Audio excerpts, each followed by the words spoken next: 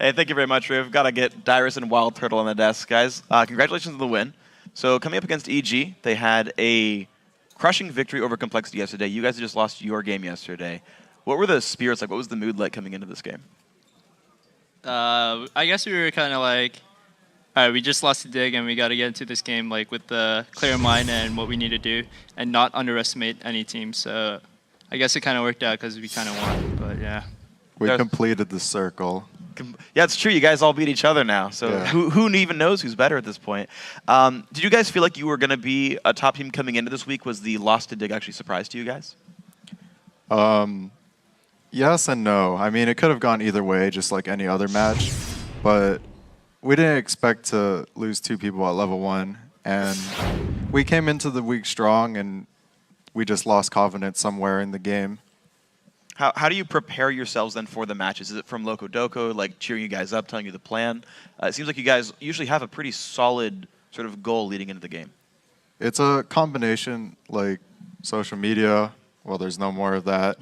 How we feel, like did we eat properly? You know, is the food here good? And just preparation and like getting what we want.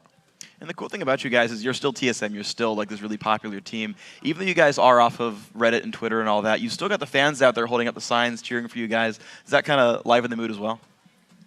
Yeah, it definitely does. Like when you see fans like just raising TSM signs, you're like, wow, they still love us. Yeah. Yay.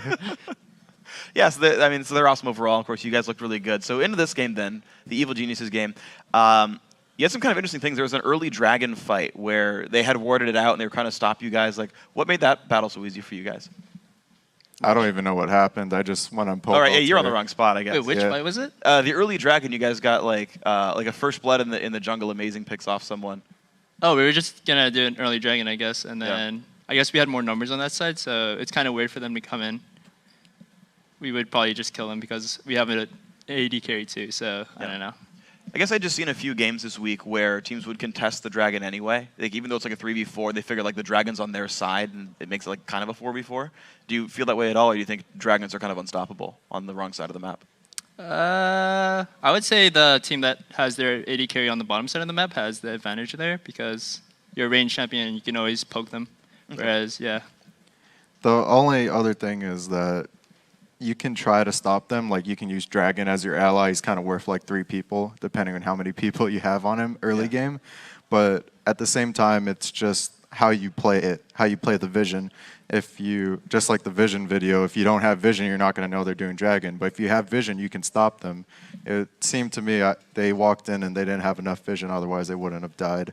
And also there's a combination of early game champions. They had Thresh Elise, we had Lee Sin, and then Nami. That just all added up, and then we just had more people on that side. Yeah, it seems to work really well for you guys. I want to actually follow up on Amazing's Lee Sin. You guys first picked it there. Obviously, he's a really, really good Lee Sin player. Like, what does it change for you guys having this player who can make such great individual plays? It's great, man. I can't play Lee Sin. You played it all right in the playoffs. No.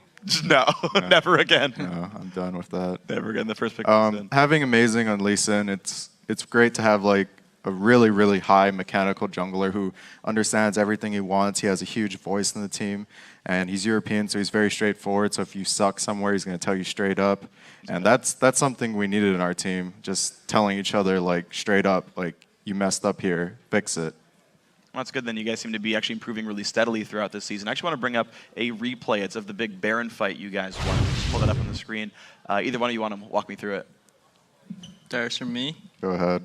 All right, I don't know what happened this fight, but we'll see. Let's go. God. You're Corky. You get a bunch of kills. All right, so I guess this fight, Darius gets hooked here, and then I'm just attacking Pole Belter. And this is where, like, yeah, let's just go in. And then you see Bjergsen actually walled the wrong way, unfortunately. And then now we're just auto-attacking, killing stuff. And then I think I Valkyrie in soon on Pole Belter. No, I don't. I just auto. He called no flash on Pole Belter, so I just went in. Yeah, and basically we just clean everything up from there. Could have flashed in for the rest of the kills. Yeah, it was kind of sloppy, but it was good enough. What made you guys able to win that 4v5? Because Bjergsen actually died before anyone else did. I think it's because I was really fed on Corky already, and then I was just poking them with rockets.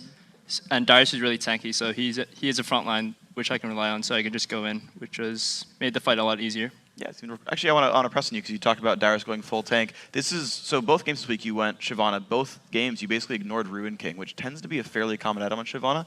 Why the full tank build?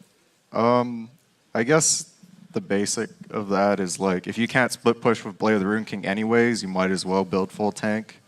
And if you can't split push, you might as well build full tank. Like you want to be somewhat useful in team fight. But against like certain AP scaling champions, you won't scale as much.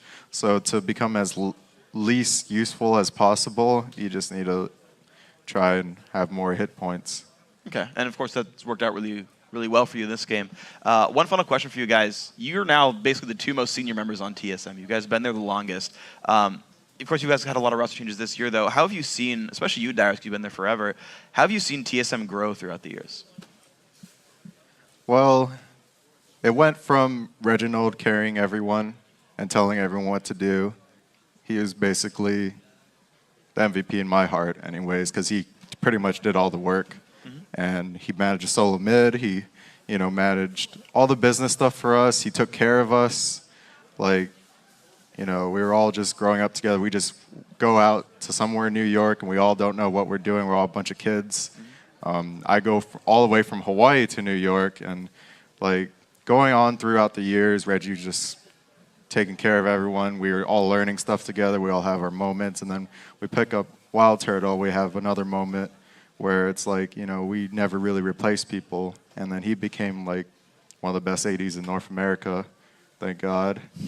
And then, now we're just like slowly picking up members. We're becoming more and more serious to, aim for Worlds instead of like, if you've been in the team for a long time, for example, like, I could get replaced this year or next year. And it's what's best for the team. And I'm not being selfish or anything. We just got to go forward and just learn through it. Sure. So then one last question then actually. Sorry, I have one more follow-up. You talk about what's best for the team. You guys, of course, added someone to help replace Reginald with Loco Doco in the coaching spot. Is he going for the bowl cut? Is he going through on that bet? I doubt it. He's kind of a scaredy cat. I'm going to make him. You could take him. Well, I wouldn't. I mean, I didn't know anything because we couldn't go on social media, but sure. I wanted to type, I'm looking forward to Loco Doco's bowl cut, but I couldn't do that. I mean, if he really wants to, I do a pretty good bowl cut.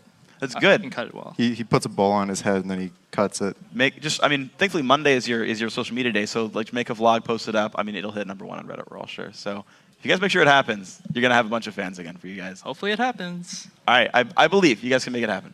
Guys, congrats on the win. We'll see you guys next week as well, and tomorrow on the internet. But we're going to send it back. We'll be back, actually, after a quick break with your sage responses to our Twitter question of the day. Then it's back onto the Rift for our next match, Counterlogic Gaming versus Curse.